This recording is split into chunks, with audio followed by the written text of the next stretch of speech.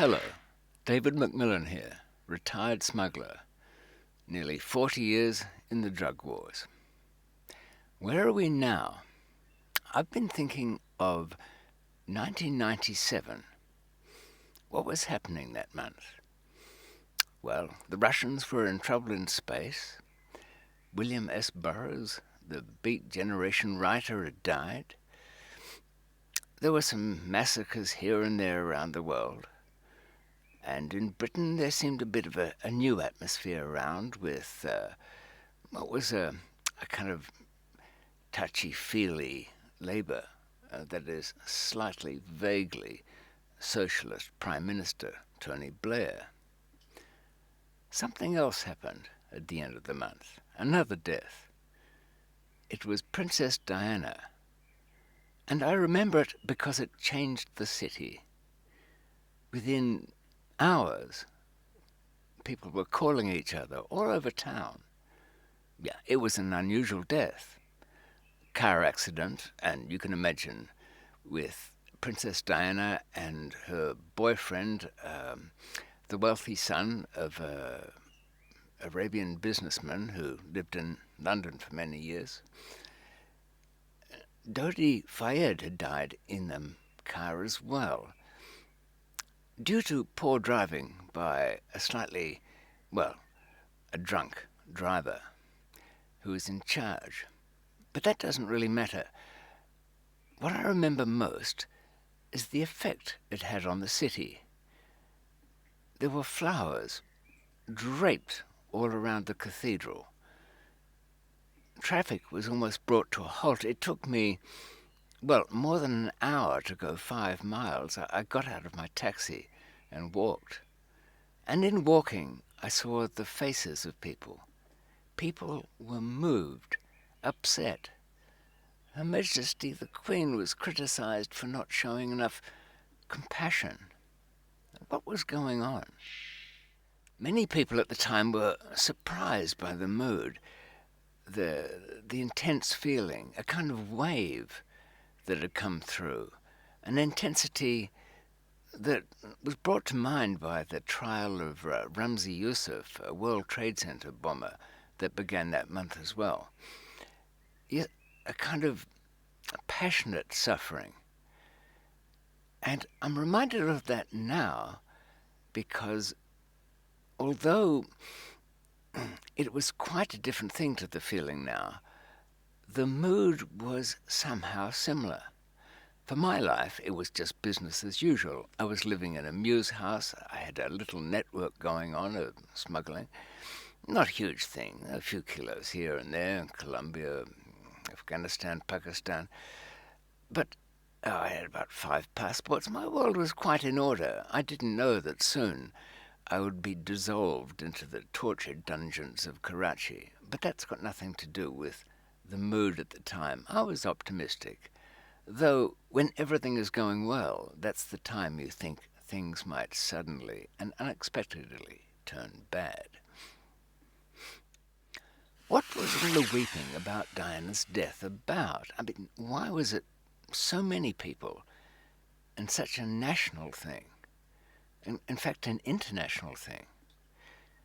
Well, let's move ahead to today, 2020, and in June. We've got another move coming on. My life's very different. I'm retired, and the crime, drug crime, has become more exclusive. Only the bigs are involved now.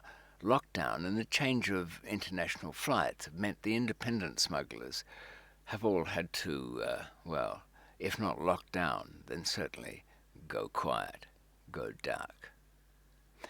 No, the mood around followed from the death at the hands of a policeman of a man in Minneapolis. As just about everybody would know, that is, everybody outside of someplace which is war-torn or people are really starving who have problems forced in their face. That is the majority of the world, I guess, in a way.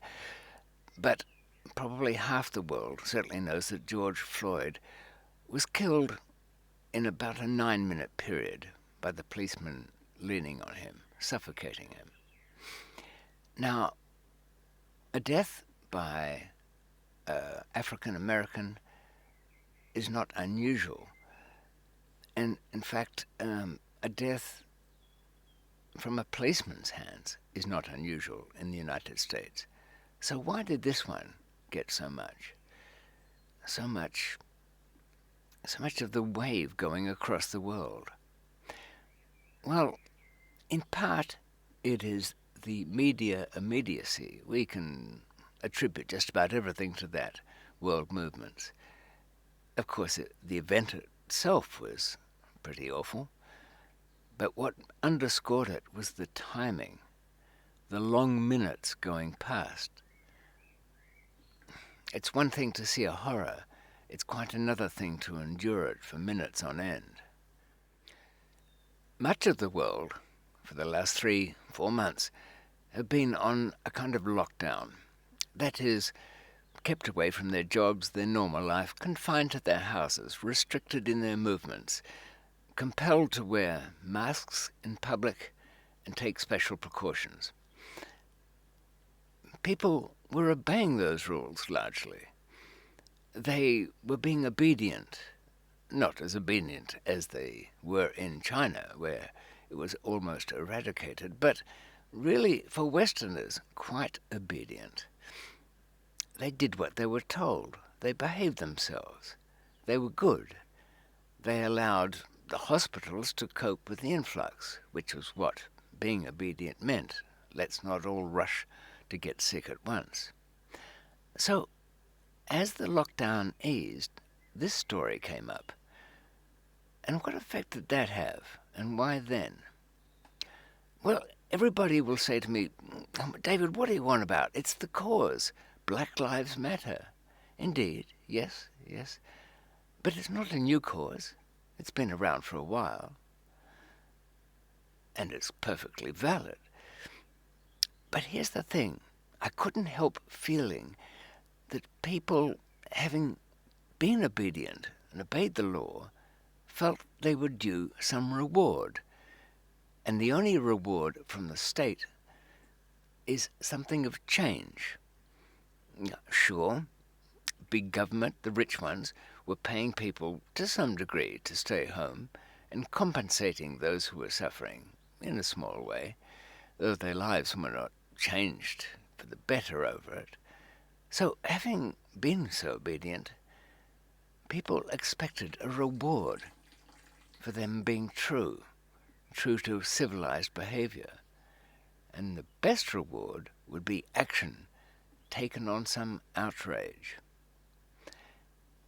That entitlement right across the Western world is so strong, it has brought people out day after day, week after week. Of course, it's very managed. What you see, well, I saw Al Sharpton plugging his ministry during what was supposed to be a eulogy for a man who was unjustly killed. Was it necessary to put in a plug at the time? Perhaps not. No, where we are now is in a very strange position of having scaled the mountain of an attacking disease and to be alive. But the thing about scaling a mountain is the only reward is being at the top of it. You can't really expect anything more than that. And if you're not satisfied with survival, then the whole thing might seem quite pointless. So why the great demand? Well, I suppose one thing could be a sense of disappointment that having achieved this survival, having played by the rules, there seems nothing more than just being in the same position. And a lot of people have spoken about the new world, the new way of working, the new structure to everything. Well, working from home, staying at home, not doing very much. Also rather unsatisfying. So we have this wave. But look back to yourselves if you feel that wave, or if you felt that wave. perhaps you felt you should be making a change, not just the state. And when there was nothing available, when you basically were in the same position you always were, but slightly worse off, that can generate a rage. Sure, have anger, but direct it where it does some good. Direct it into controlled thought. That would be better. Oh, and by the way, various movements have morphed a little.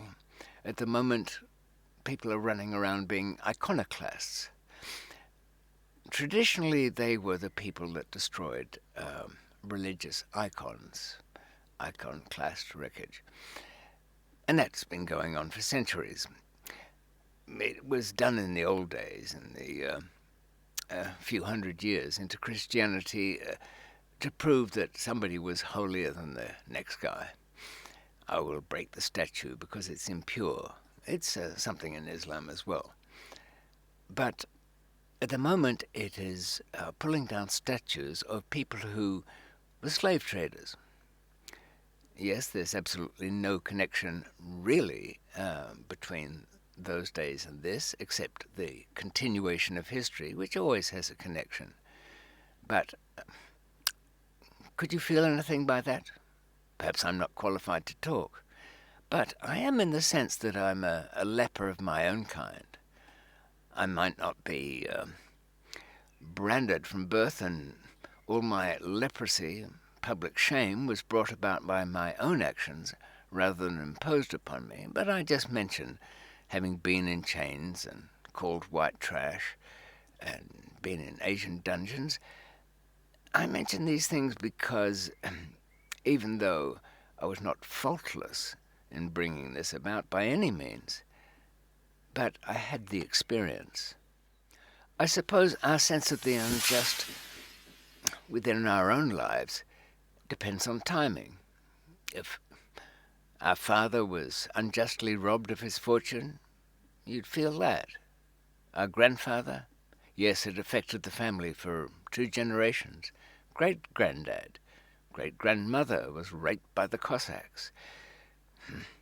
We can keep going back, but I think like applying for an Irish passport. If you weren't born there, they draw the line at great-grandparents.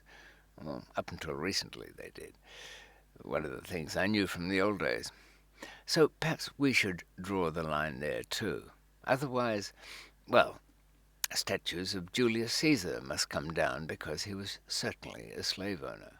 At the moment, people are very keen to look at history and its effect on modern times, but broaden that view.